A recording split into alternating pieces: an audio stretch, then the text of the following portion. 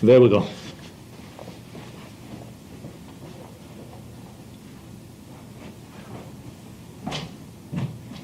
All right, so June 12 over here.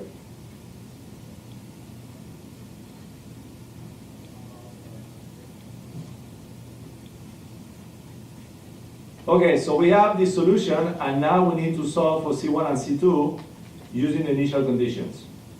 So let's see, what would the first initial condition give you? X1 equal to 0.1.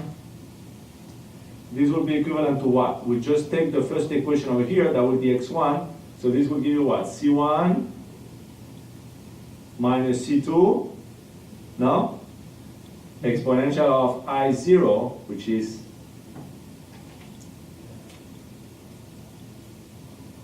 one,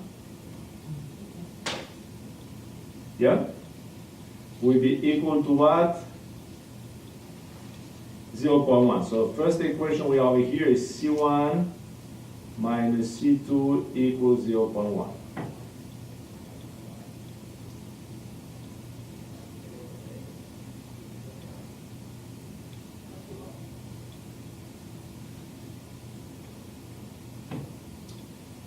Second equation will be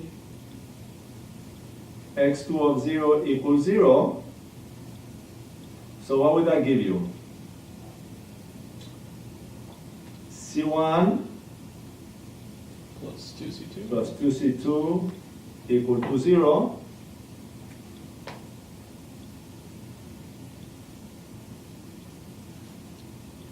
So here what we have, so we have two equations, two unknowns we can solve.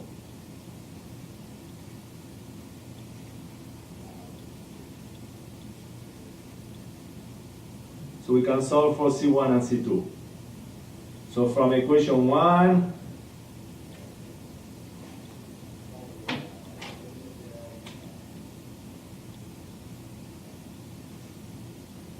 let's see what we have. C1 equal 0.1 plus C2. We substitute into equation 2. So this will give us what? 0.1 plus C2 plus 2C2 equal to 0, which will give you that C2 equal to what? Minus 0.1 divided by 3? Yep.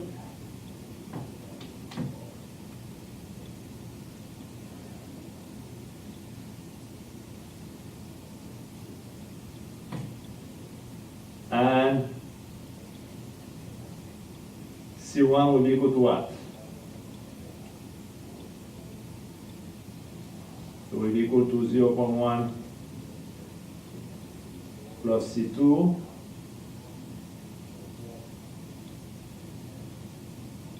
which should give you, so it will give you 0.3, 0.2. So it should be what? 0.2 Over 3. over 3.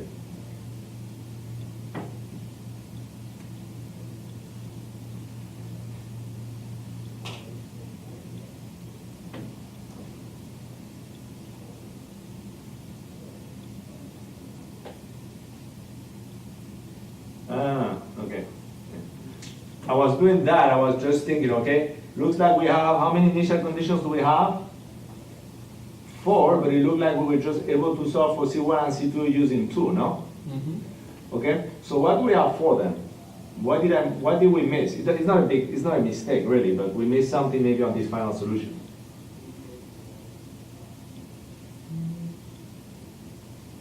If you remember, if we go back to the class notes at the end, let's see. See if I didn't do the mistake. Maybe I did a mistake on the class notes or not. Let me look at this. Yeah, I think I've done it maybe on the class notes. It's not it's not really a mistake. Okay, what I'm trying to say, I don't see here on the class notes.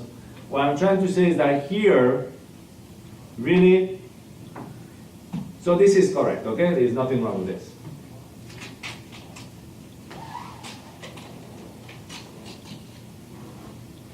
And we can already apply some boundary conditions without knowing it. But. Okay, here we go.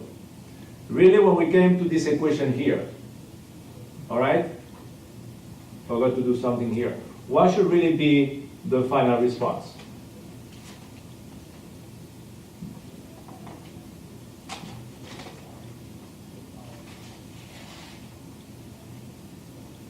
Really, the final response should be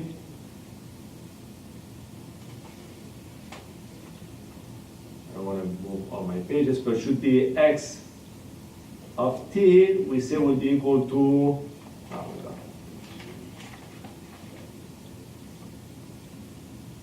x of e I lambda t.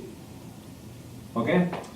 But and then we add here x of t, I'm just kind of recopying, should be equal to c1, and then we add here 1, 1, exponential of I lambda 1t.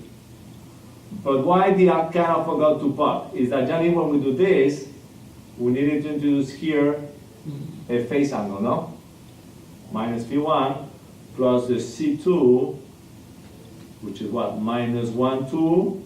This is from the eigenvector exponential of I lambda 2t minus phi2. Okay?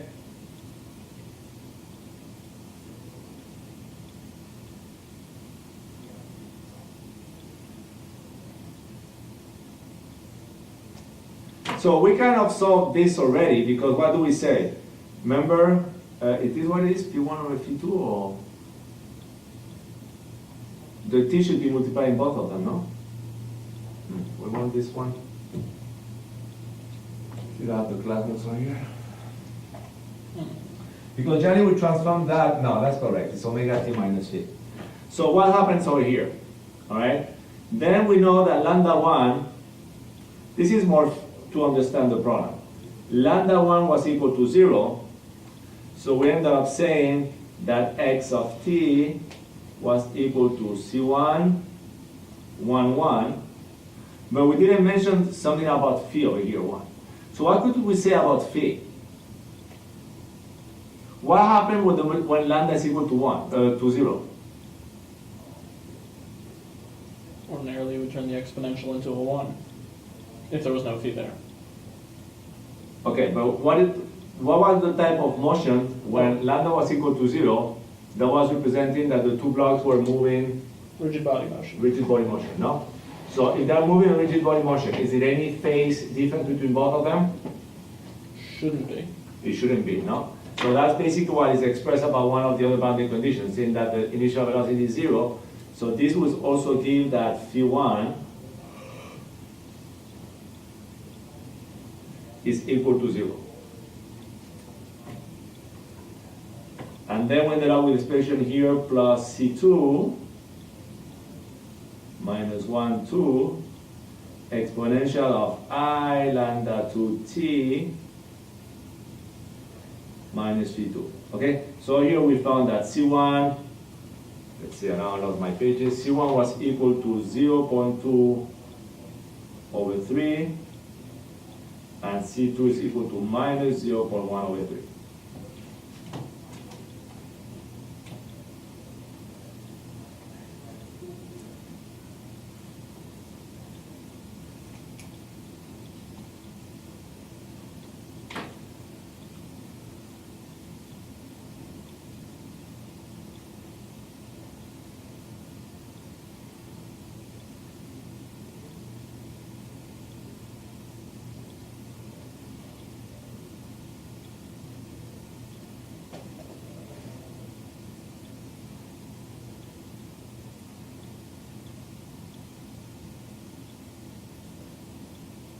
Alright, so here's a bit harder to understand if we don't put this under the form of sine and cosine.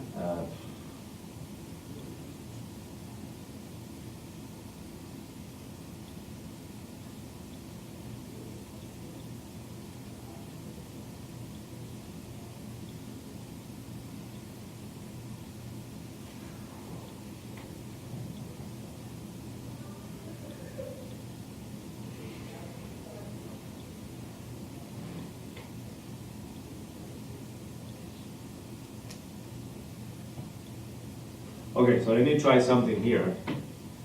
Alright, so I don't know if it's gonna work, but using the notation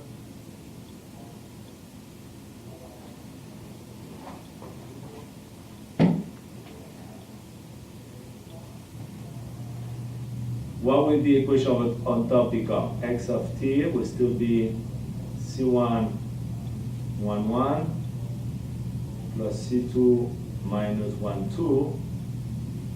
But now what we have here? Cosine lambda 2t minus T2 plus I sine lambda T2 minus V2.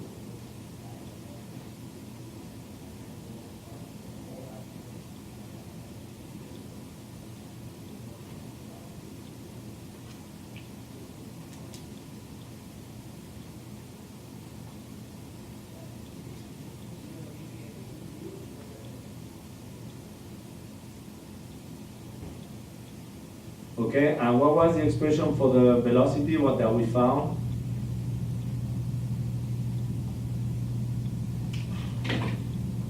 Maybe I'm putting myself into a problem here. We found x of t to be equal to I lambda 2, C2 minus 1, 2, exponential of I lambda 2t. So this will give what? I lambda 2, C2 minus 1, 2,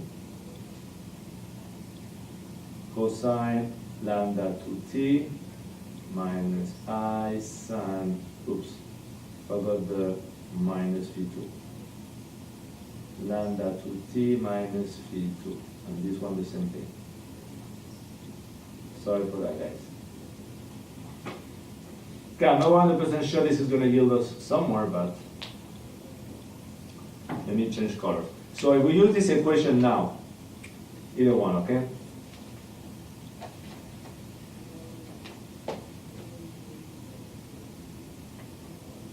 I think maybe I'm overcomplicated this. The other solution was correct. So we had the initial condition for the velocities were on this page over here, oops, not this one.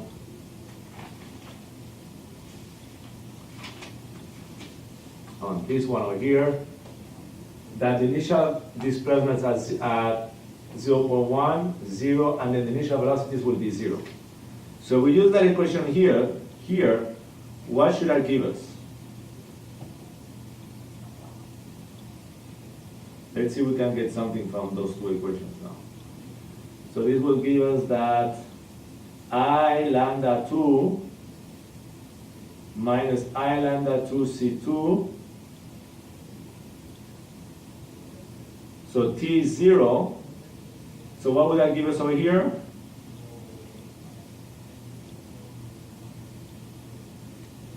Cosine minus Phi2 minus I sine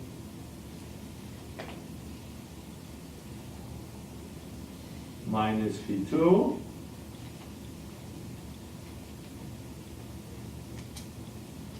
equal to 0, and x2 0 equal to 0 will give us what? 2I lambda 2 C2 cosine minus lambda 2 minus I sine minus Phi2 equal to 0.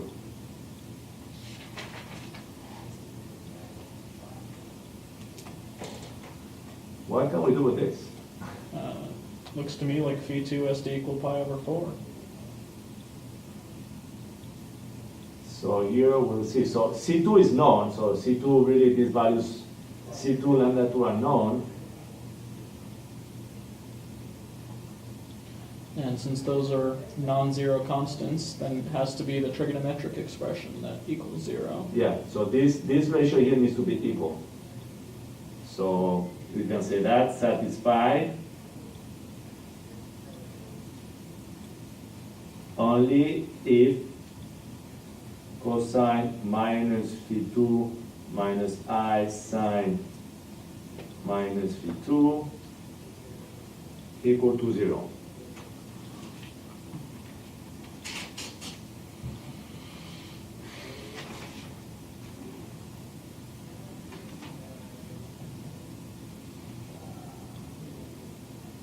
Right, so let me try here, I need some help. So I need to do the little trigonometric circle. So this is theta.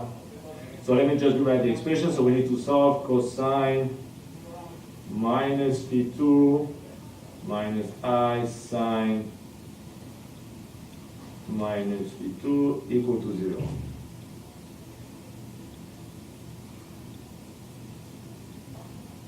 So cosine, so it looks like from this figure that cosine minus the angle equal to cosine of the angle, no?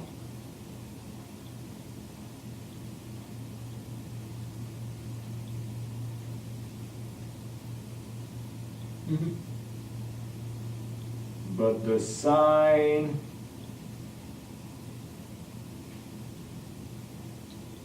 That would make it plus I sine of phi 2. so then we have the, yeah, cosine is the same, the sine, so it will make it plus I sine. I mean, it's the same, no? But I'm just trying to. So when is this equation satisfied? Yeah, basically it's going to be satisfied at 45 degrees, no? Yeah, although actually it'll have to be bumped out a bit, so I think it'd have to be 3 pi over 4. Just to get the signs to line up. So will be 1, 2, will be right here. Pi over 4, pi over 2, 3 pi over 4 should be over here. So basically, for the sign to line up, so this will give us what? Okay, so the equation, the above equation,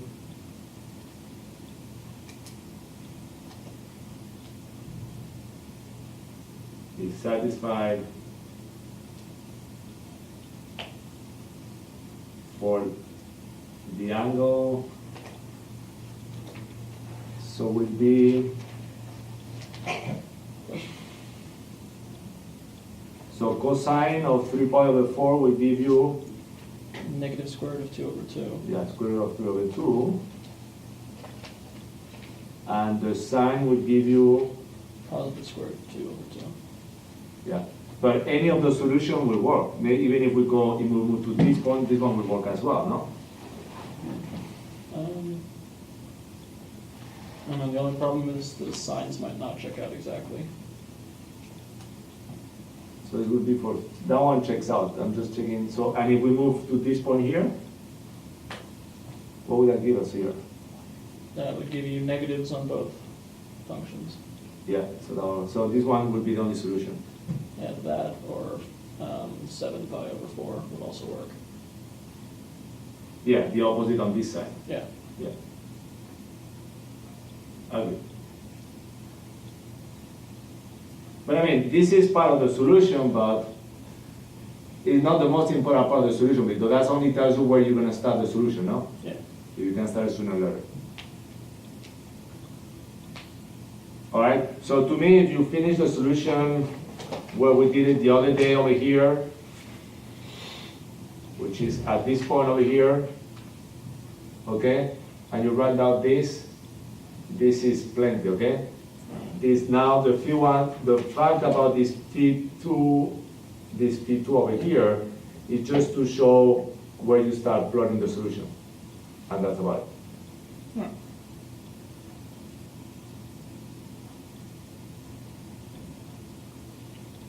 So does that make sense? That's probably the most difficult part here, to find those constants, no? Yeah. All right, so we organize a little bit of class notes over here.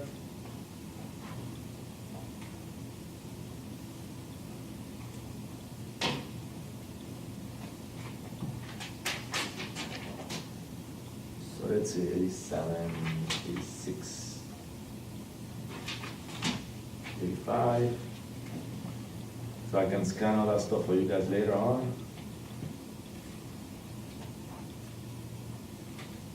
And 84. Okay. So this last page is 8.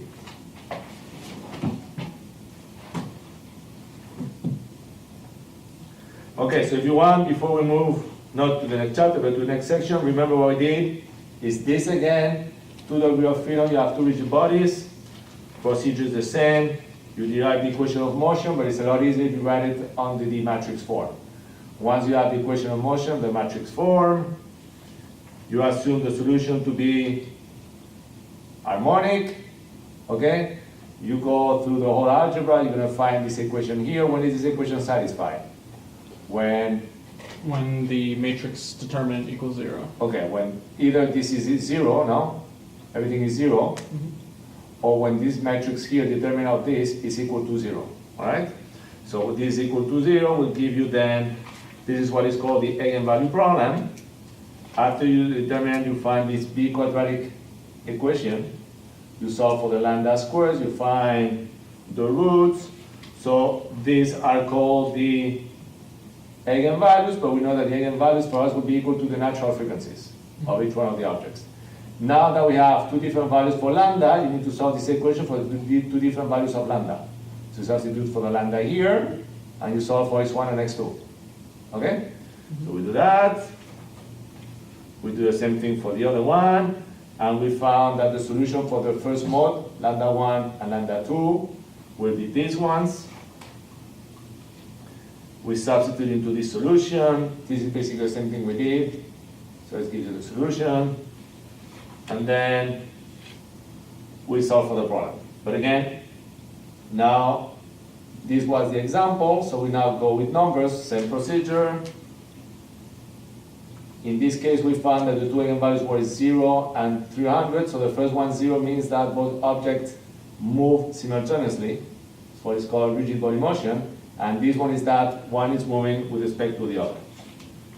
So once we do the eigenvalue problems, we find for the first one that yes, if block 1 moves 1, x2 is going to move 1. No? They move exactly the same.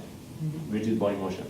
Second one, we find out that if x1 moves 1, x2 is going to move a half. So they move on the opposite direction. At what frequency?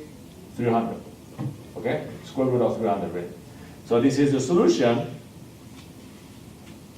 the general form of the solution, and we solve for the constant C1 and C2 from the initial conditions. So really for C1 and C2 we only needed the displacement ones, which we did, and then once I find out we were not using those 2 boundary conditions over here, it made me think that we needed those ones for something else, no? And that's when I remember that really the total solution to be accurate should be equal to these ones with the angles. Okay? With the phi. So then using these ones, you find out that since these one are moving at the same time, this will only be satisfied if this angle is 0. Okay? For the rigid body motion. And then what we did is solve for the velocities for this one. We took the velocities. We found that this form. So this only satisfies the term in bracket is equal to 0. And when you look at this equation, this will only be satisfied for those 2 angles. Okay? So you see, I just do the little circle, is the only way for me to do it, okay? And that's it.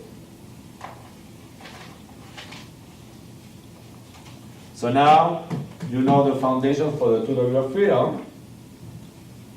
This is here the homework. There we go. And now, yeah, I need to do this since you don't have a book, so I might go a little bit faster.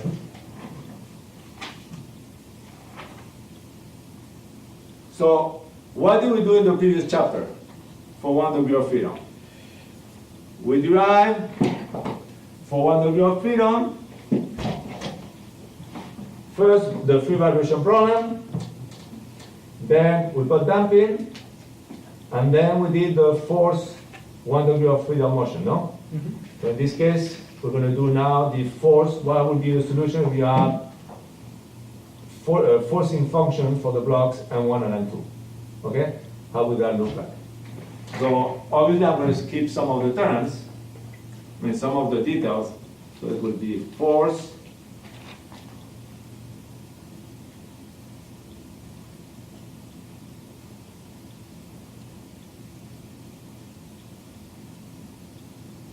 vibration response.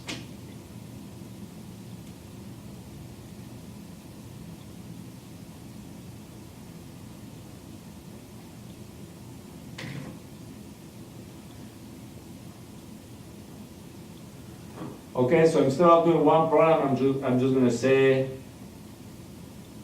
consider the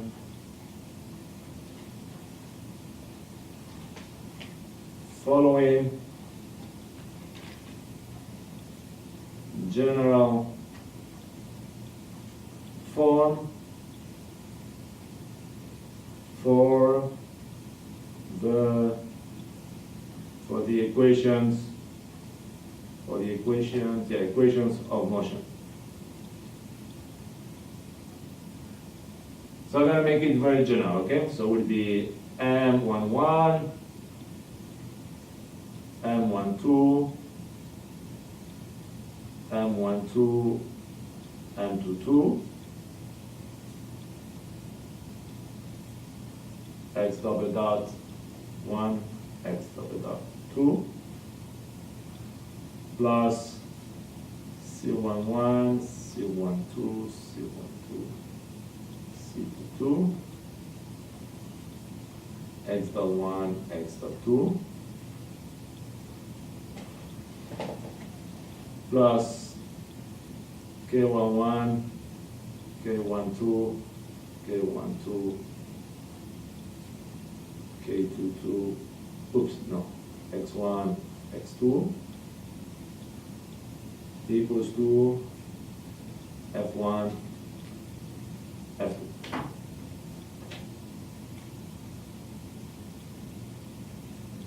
Okay, so instead of doing one, divide the equation for one specific equation, I'm just doing this general, okay?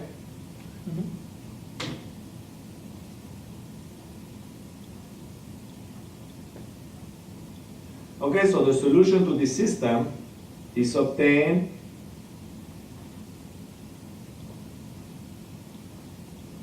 following the standard procedure. So again, what should be the first step?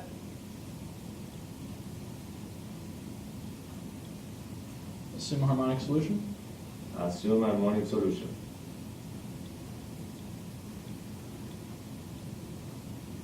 Perfect. So in this case, what is the frequency? What is the force frequency? We need to assume the solution in function of what? What is the traditional way? Of the frequency of the forcing function? Correct. So we use the frequency of the forcing function. So we could say that x sub j, or I if you want, will be equal to the capital I j e I capital omega t. So this will be for the responses or displacement.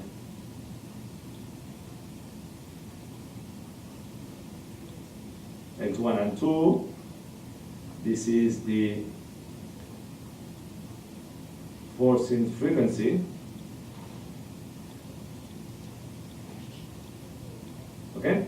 And we also, what is the trick over here is to assume the same frequency for the forcing function, no?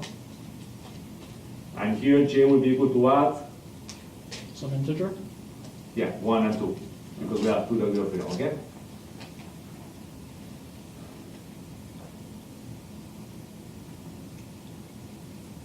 Okay, so if you want, so for this case, because I'm going to start skipping, so what does that mean? That x1 will be equal to what? x1 is I omega t, x2 will be capital x2 is I omega t, f sub 1 will be f1 is I omega t, f2 equal f2 is I omega t.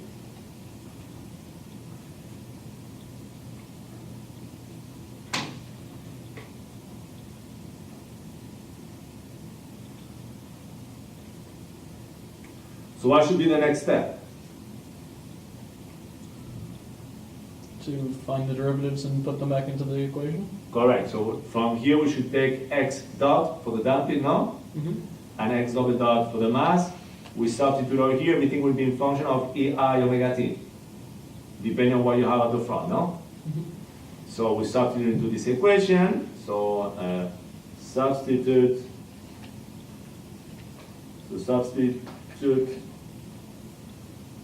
assume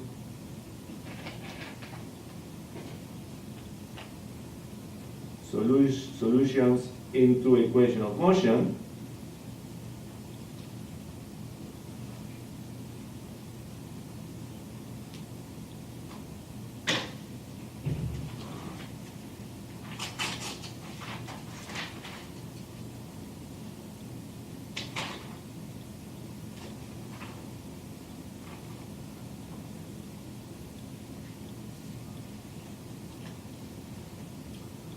What are we going to get?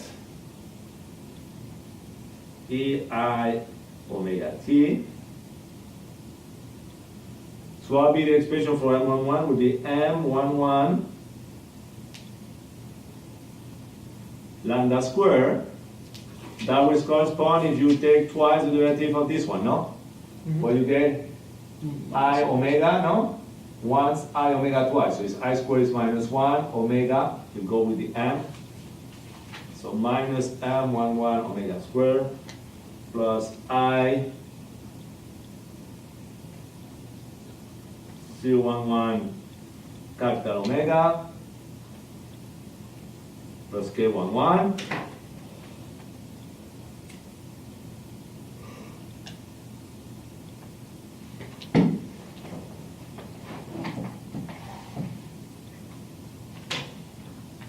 Then this one will be the same thing, minus M12 capital omega plus I C12 omega plus K12.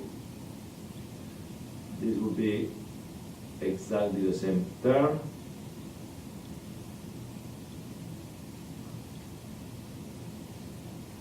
And this one will be minus M22 omega squared plus I C22 omega plus K22. All these times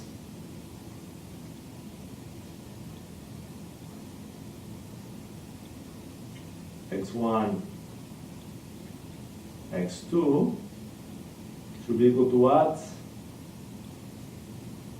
F1, F2 Ei omega t.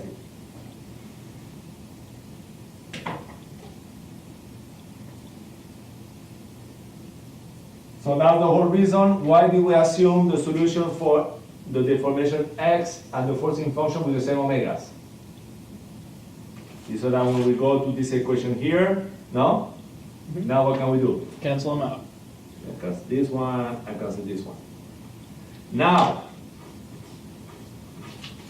is this over here really assumed, or this is something known in general? Should be known. This should be known, no? Mm-hmm. So now that we have this equation, what are we trying to solve for? And capital omega should be known. Yes, it's the forcing frequency. So what are we trying to solve? X1 and X2. X1 and X2. Perfect. So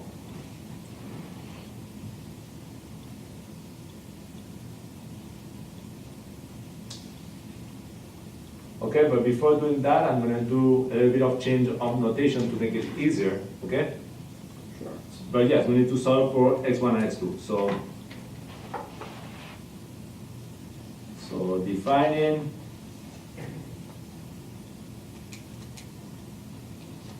Z RS of I omega as minus M RS omega squared. Basically what I'm trying to write is only these terms over here, okay? All right. In the general form, plus I C RS omega plus K RS where in this case R and S will be equal to what for us? 1 or 2, no? Okay.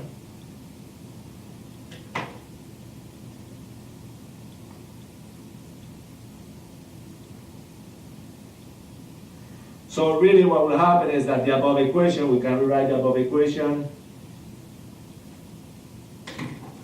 as what?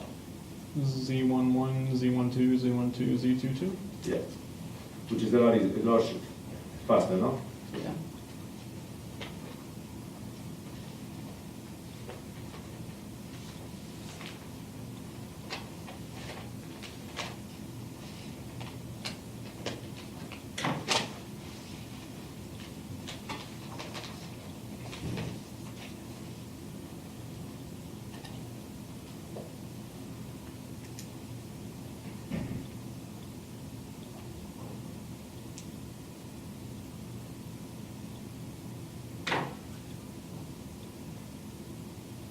Okay, so now I have a question. Do we need to solve now for the determinant equal to 0? No. No, because this side is not 0 anymore, no? Yeah. Okay? So we'll just do some basic algebra, so this should be equal to what? x1, x2 should be equal to what?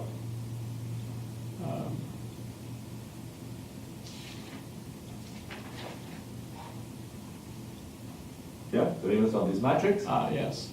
Times F1, F2. times F1, F2.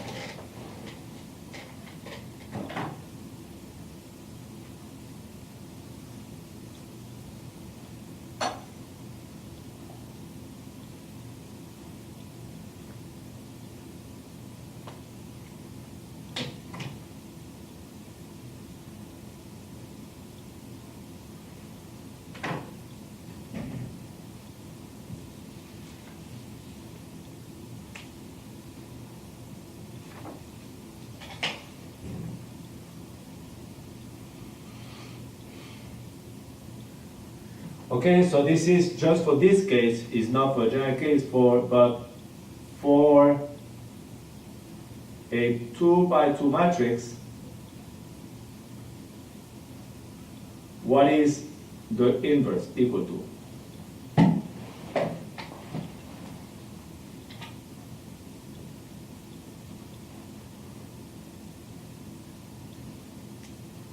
You know, to do the inverse of a matrix actually is one of the most difficult problems I think in mathematics.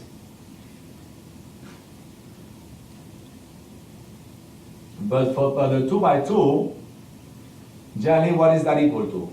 I think it's what is called, I don't remember the name, but I think it's Cramer's rule.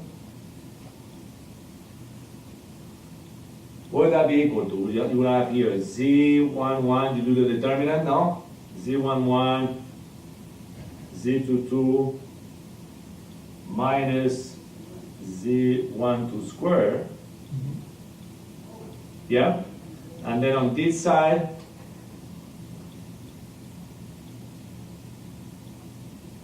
I think this is called Cramer's rule, and this is, and now here you switch the order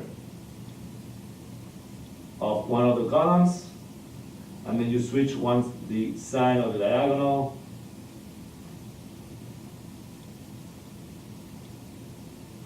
to find, oops, this is not this is the inverse of the matrix, okay?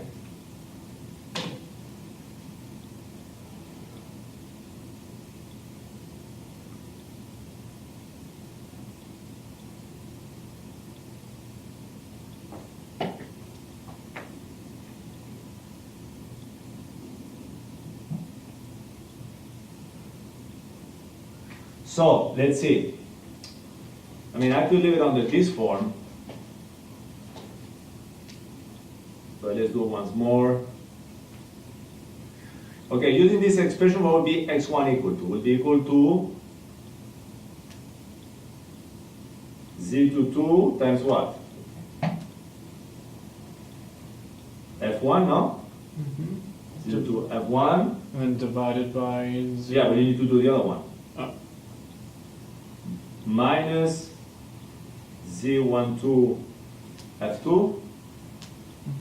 Do you see that or not? Maybe I'm going too fast. I'm using these two at the same time. I'm replacing this expression here by all this, no? Mm-hmm. And this will be divided by Z11, Z22 minus Z12 squared. And we do the same thing for x2. So now let's see if we can do what would be x2 then. It would be Z1, or sorry, minus Z12 times F1 Yep. plus Z11 times F2, Okay, perfect. all divided by that.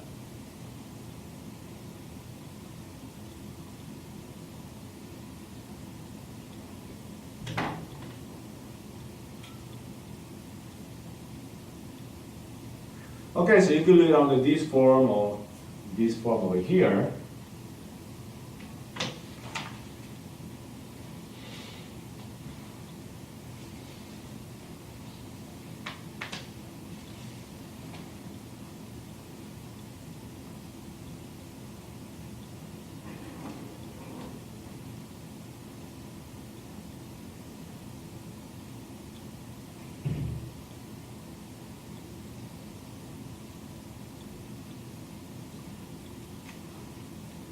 Okay, if you want, I'm not crazy about defining too complicated notation, but that term over here is the same notation. Maybe you have learned it in electrical engineering. It's called the impedance.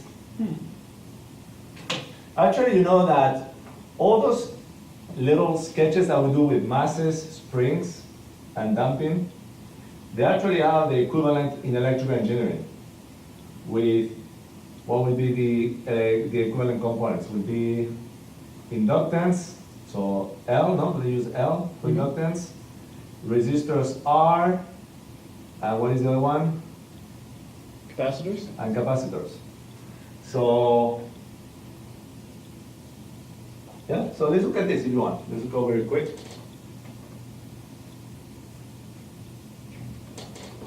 I should know that, okay? I should remember that stuff, but I'm a bit lazy, so I'm just going to Google. What is the equation of an electrical circuit?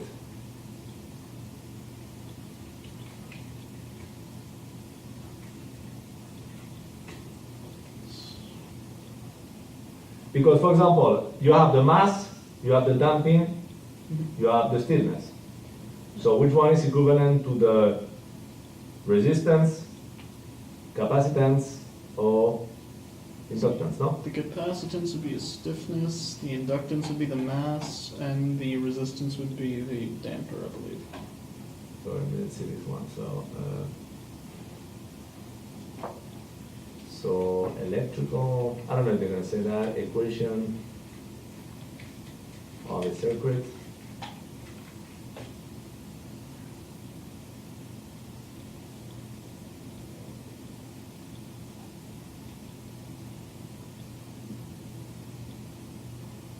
Okay, what is the equation of this circuit? It might be easier to find if you type in RLC circuit. That's the way they taught it to us in Physics 3. RLC circuit, probably. That's it. There is a differential equation. That will tell us right away. So let's see. See here, let's see that was used to us. Yeah, that line that your mouse is right by. There you go. So basically that will tell us. Let's say Q would be our variable X, no? Mm-hmm. So L is equivalent to the mass, R is equivalent to the damping, and 1 over C is equivalent to our stiffness. Okay? So they are, actually you can model any structural problem with an RLC circuit. And they used to do those things. I don't know why they don't do it anymore, but you can find relations between the M and the L, no?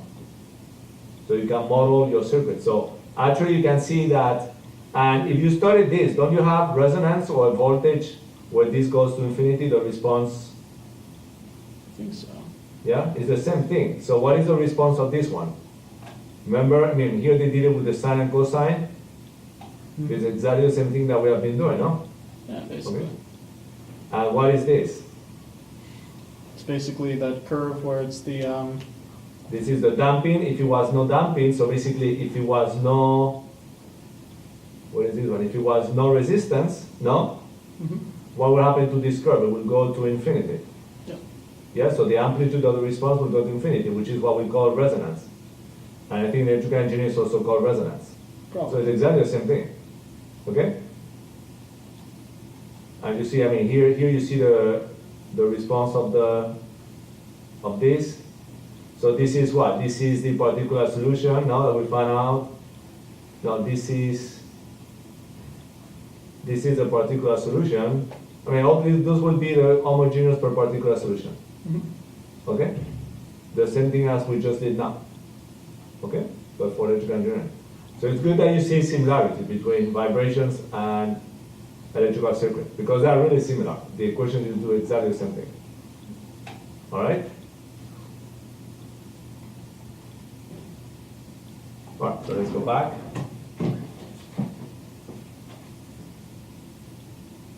Oops, what did I do? Okay, there we go.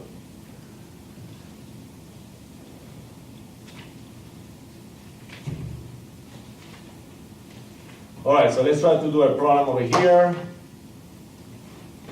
Alright, so 91, page 91.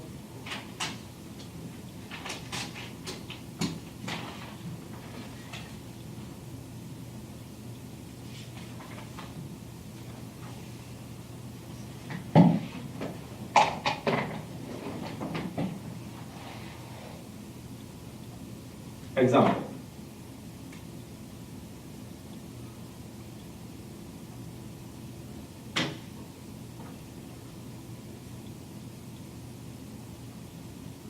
So we have a spring K1, M1. I mean, the same problem we did at the beginning, K2. And this will be our third spring, K3. But what do we have this time? We have forcing function F1 equal to cosine omega t, and F2, not just F1, so just 1. Then we have here x1, x2. Okay, so this was the same problem that we had at the beginning of the class notes. This one over here, agree? Mhm. With F2 equal to 0, C1, C2, C3 equal to 0, no? Alright? So we look at it, what is the equation of motion of the disk form? Okay, so the equation of motion will become what? If I look at that page, the equation of motion becomes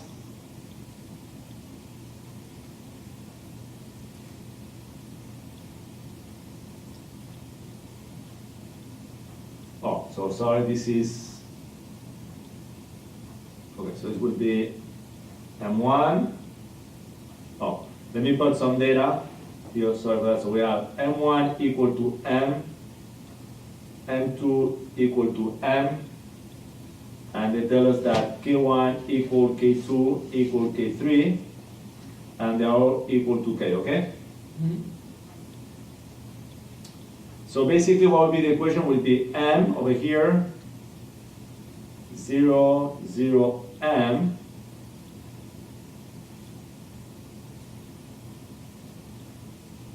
x1, x2, we have no damping.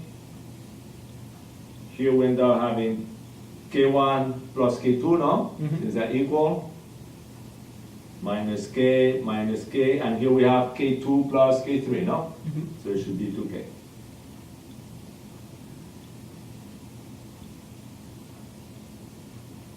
X2, and this should be equal to what? The second force is 0, this one is equal to F1 cosine omega t.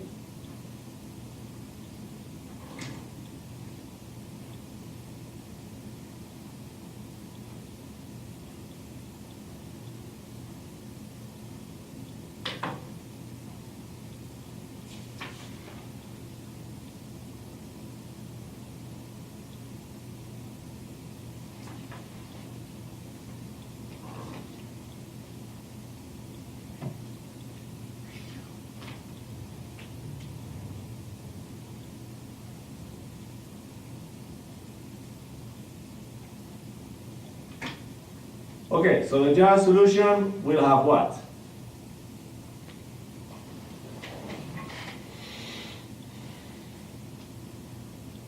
The homogeneous plus the particular.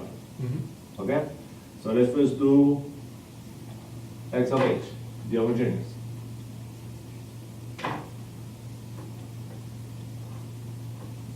So what is the procedure? You assume your harmonic solution. As your harmonic solution, so I'm going to do that a little bit faster, is x of the, okay? And we're going to assume that this time we assume the lambda, which is the natural frequency, no?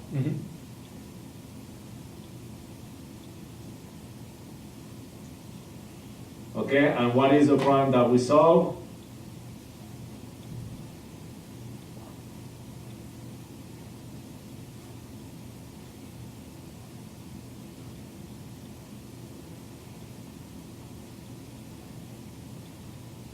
When we solve the homogeneous, we solve the what is known as the free vibration problem, no? No forcing function equal to 0. So if we go and substitute the homogeneous solution into this, what do we get? EI lambda t minus m lambda squared plus 2k Minus k. m lambda squared plus 2k minus k x1 x2 equal to 0.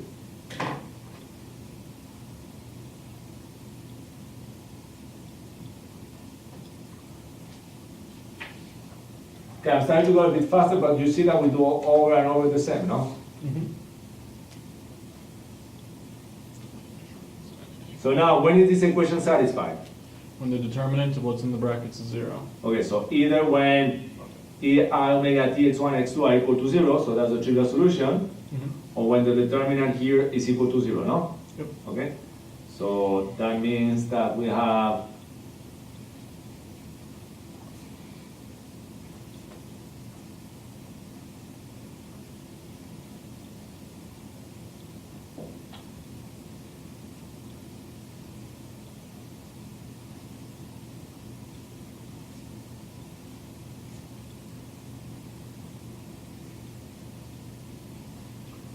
so that gives us what?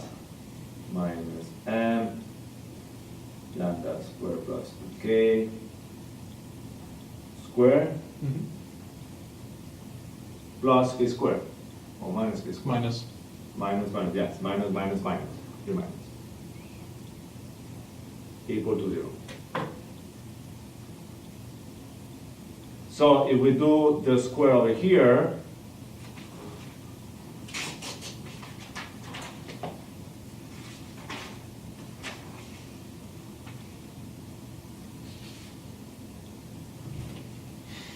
what are we getting?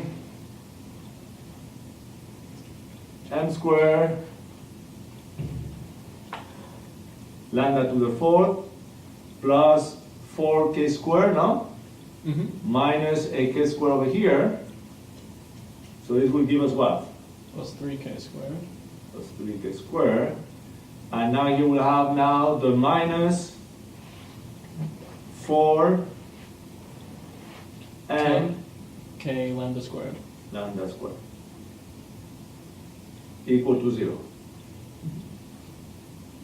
So this is our B quadratic equation, no? So we solve for lambda squared, and maybe this time we can do it. What would be the equation? Would be minus B, which is equal to what? 4mk 4mk plus or minus plus or minus. 16m squared k squared. What would be B squared? Would be 16 m squared k squared minus Minus 12m squared k squared. 12 m squared k squared. Yep. And all this divided by 2m squared. 2m squared.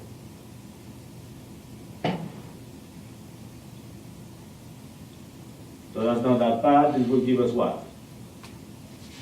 4 and k plus minus 2 and k, no? Yep. Divided by 2m squared. So basically this will give us what? Lambda 1 will be equal to, let's start at the lowest one, okay? Okay, We start. go from lower to higher, so let's do the minus first. So So it should be square root of k over m. 2, the 2. So it would be Well, he wrote down. k over m, no? Is that lambda 1 squared? That's lambda 1 squared. Yeah, sorry. Which will be the natural frequency, no? Yep.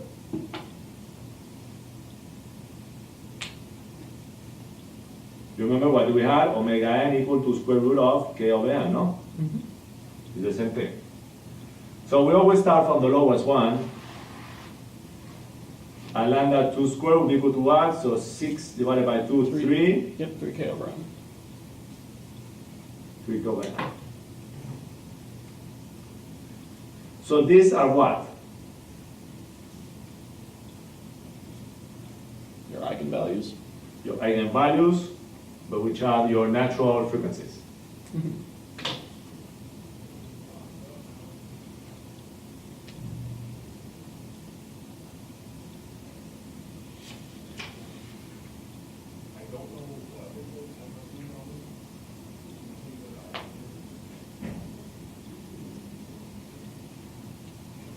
Okay, so this will give us what?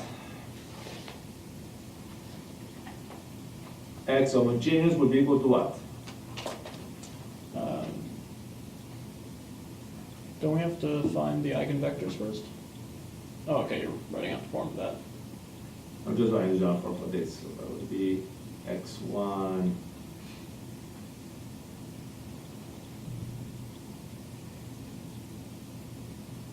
yeah, but you need two components over here, no?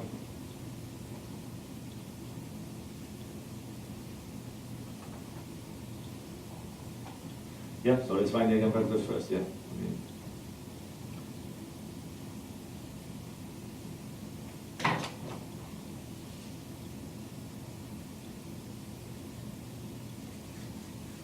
Okay, so let's do it. So we know the natural frequency. Now what do we do? Now we go back to this problem over here, no? Mm-hmm. Okay. So case 1.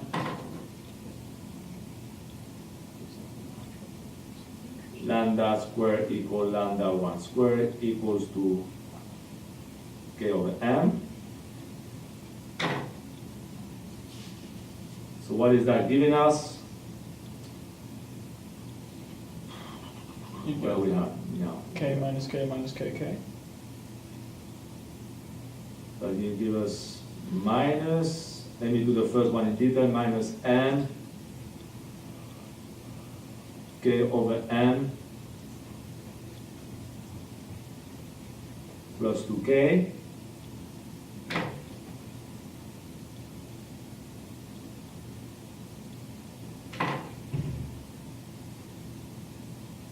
minus k minus k minus m k over m plus 2k x1 x2 equal to 0.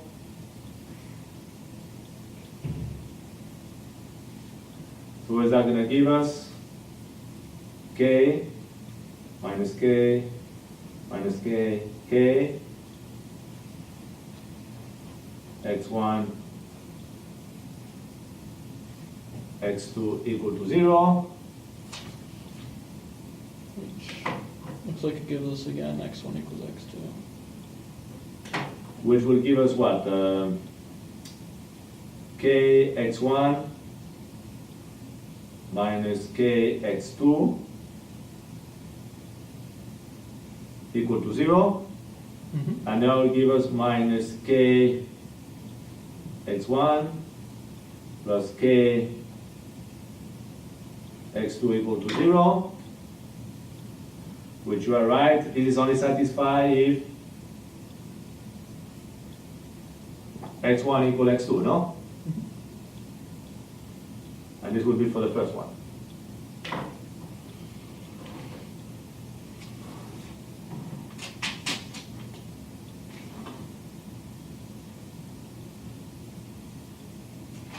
Okay, or the way we wrote this is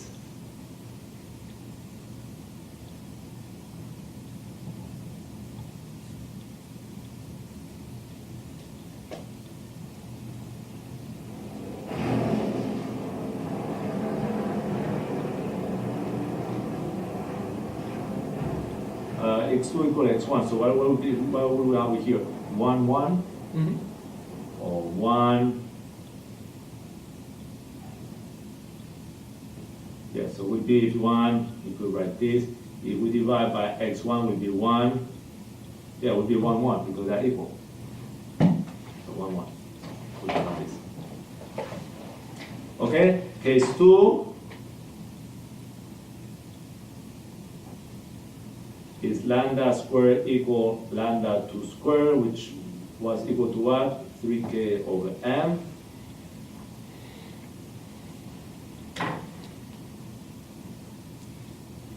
So I do it right here, minus m,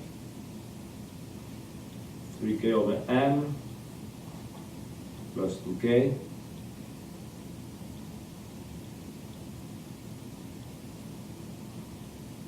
Minus m, 3k over m plus 2k, minus k, x1, x2, 0.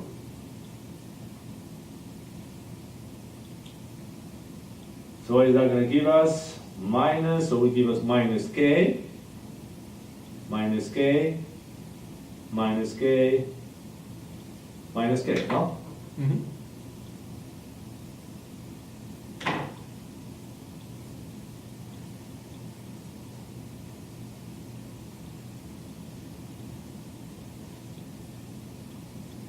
Or this will give us what? Minus k x1 minus k x2 equal to 0, minus k x2 minus k x1, no, minus k x1 minus k x2 minus k x1, the same thing, no? So basically this is going to tell us what? x1 equals negative x2, or? x1 equal negative x2, or vice versa, no?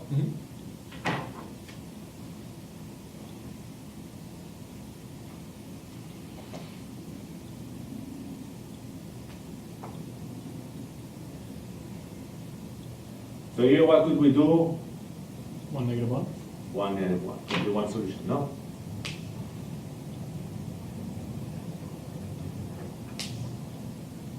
So basically that represents what? The problem where if one block is moving to the right, the one will be moving the same to the left. Okay? So the two types of motion we can have in this problem is what? Both move the same distance, right or left, or they move in opposite direction, but they will move the same distance. Okay? So we're not going to do this non-initial condition. So what would be the solution? The homogeneous solution here would be C1, 1, 1, 1, 1, exponential. I, k over m, t? Yeah, so can I just put lambda 1t? Oh yeah, sure. And then, yeah. C2, 1 minus 1, exponential of I lambda 2t.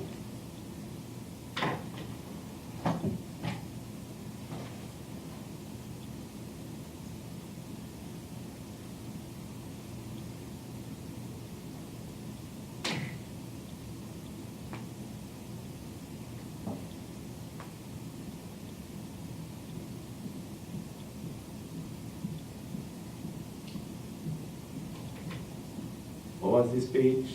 33. Okay, now what do we need to solve for? The particular solution. Particular solution.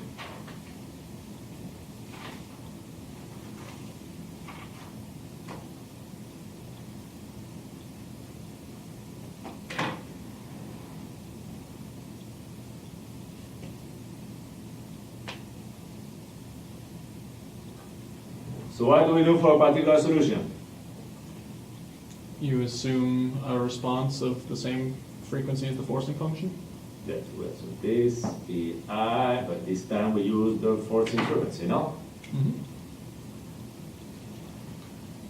Repeat.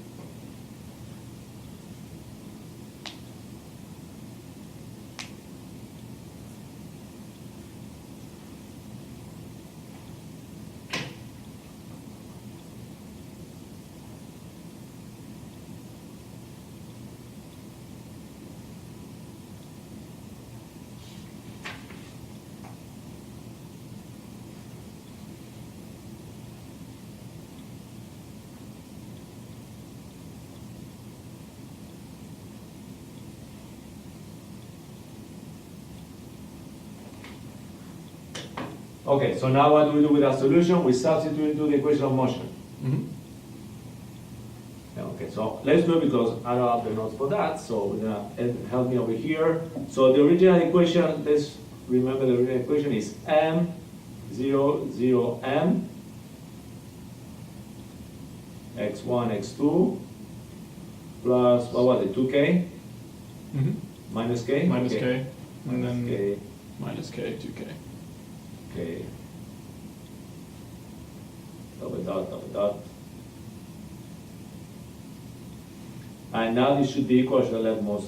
This would be F1, this is 0 cosine omega t, no? Mm-hmm. Sorry for that. So once we substitute, what should we get on this side? We should get EI capital omega t, factor of what? Minus M Omega squared. capital omega, no? Mm-hmm. Plus, Plus 2K. plus 2k. And then minus K.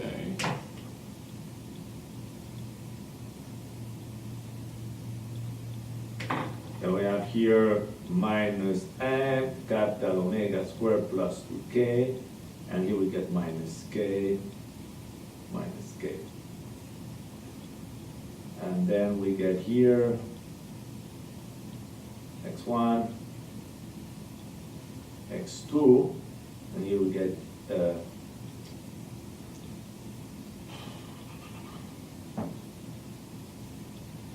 real part. Don't make it too complicated here. Of e to the I omega t.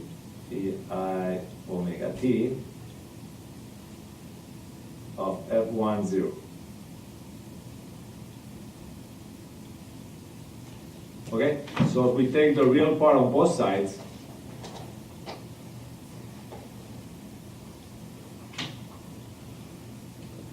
this will cancel out. So what will we get over here? That x1, x2 will be equal to what? Minus m capital omega squared plus k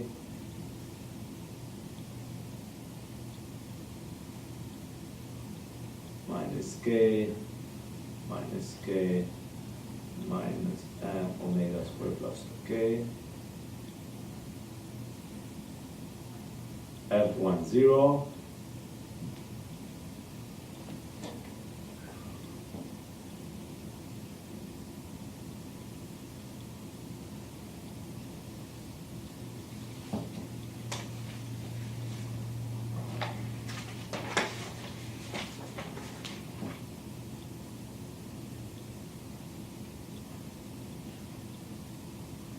Okay, or what? Will be x1. Was. Oh, I forgot to put minus 1 here, sorry. Oh, no, we need to do the middle step.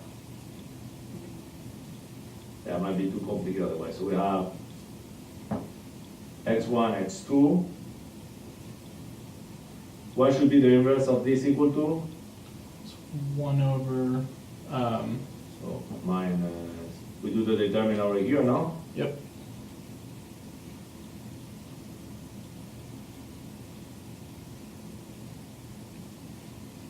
Now what do we do to this matrix? You flip it. Yeah, but they're the same in this case, so Johnny will flip this one, no? Mm-hmm.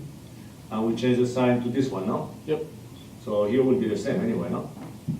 Except for the sign change, but yeah. Yeah, would be, here would be minus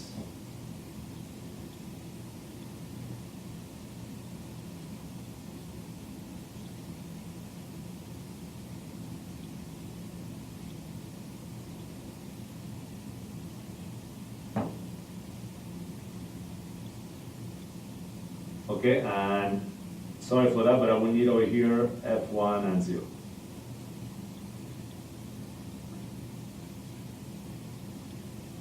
Sorry for going fast, but I'm trying to finish at least this line, then I will stop over here. So x1 would be equal to what?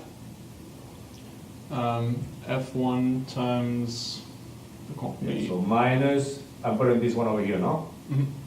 Of minus lambda squared plus 2k plus k2, no, this is the center, no, that's fine. Yeah, be careful here because this is like this, no? Yeah, So this is k2 times 0, which is 0.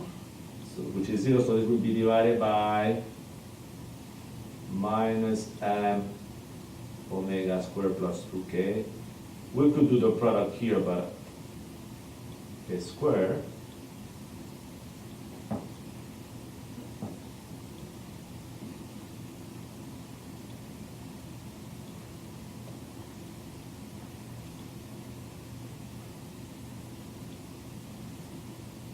Equals minus k F1.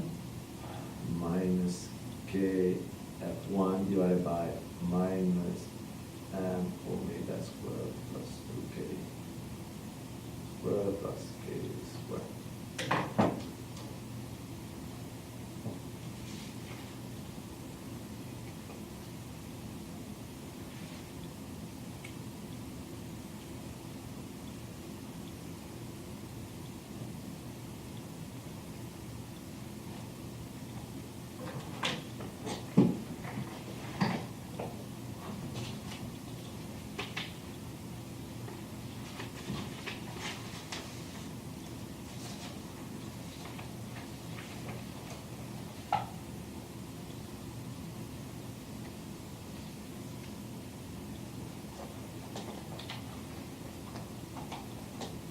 So, if we go and plot these functions over here,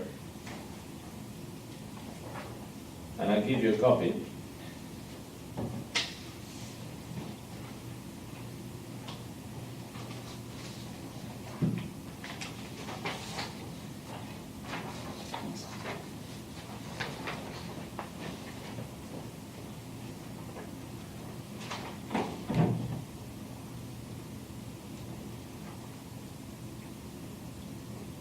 Okay, so what can we say over here? First, let me ask you a question. Why is this curve open over here? Why is this open over here?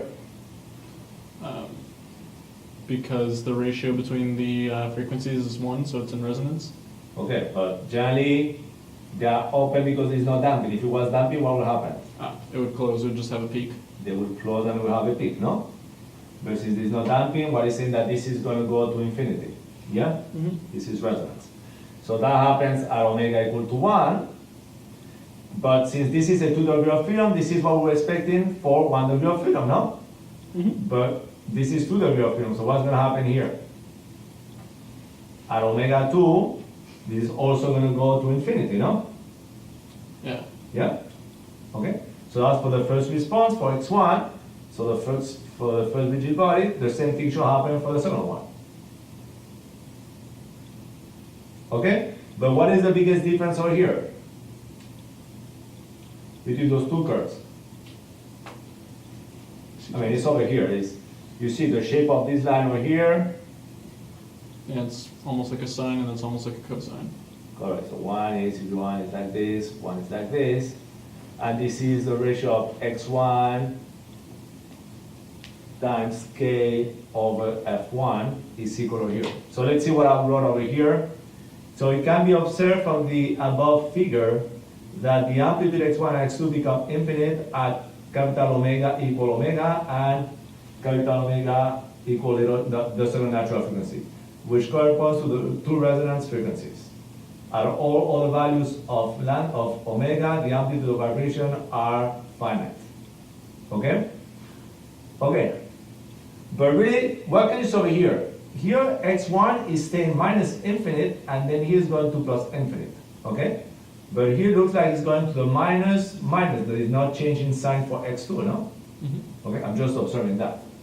It can also be, I guess it's noted here, I wanted to put, that there is a particular value of the frequency omega at which the vibration of the first mass, M1, to which the force F1 is applied, is reduced to 0. Oh, this is the important part. Is that what is the value of the response here? 0. It's not 0. And that corresponds to what value? X1 K over M equal to 0. Okay? Alright. So, all right, so we plot those figures. So this section is now about that, but that, does it make you think about something? If you have a 2 degree of freedom, and you see that if you do something with this, with the first mass, you can get to 0, no? Mm-hmm. So what could you do with that then? You could make something that can take a repetitive force and not vibrate. Correct, so this is saying, let's say you have a system, probably do that next. We change the system, let's say this would be your M1, this would be your M2, no? Mm-hmm. Spring between both of them. Yeah, and if you want, can be here another spring. Correct? Looks like this is saying that even if this has a frequency force over here applied, oops, you cannot see. I was trying to do this, okay? This can probably be our next section. So this figure here kind of tells us, you know what? There is a certain value of K, correct? Which is going to make what? It's going to make M1 not move. It's going to make M1 not move, so it's going to reduce the motion of this, no? Mm-hmm. So this is like the idea behind that this could be a very simple, if you want, control system or isolator, no? Mm-hmm. That we can control whatever happens on this system by just changing the stiffness of those two over here. And we could play with it. Yep. Alright. So probably next time we can do that. Alright, so guys, so you see the notation gets heavy, but what I'm more concerned over here is not that much about the notation, about that you understand the basic concept behind the figures. Mm-hmm. Okay? And the notation.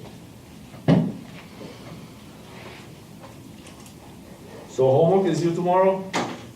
Or Wednesday? I don't remember. Tomorrow at midnight, I think. Tomorrow midnight. Okay.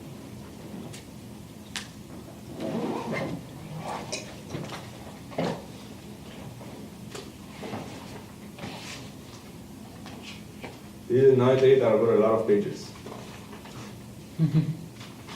Yeah, it's easy to write with these chapters.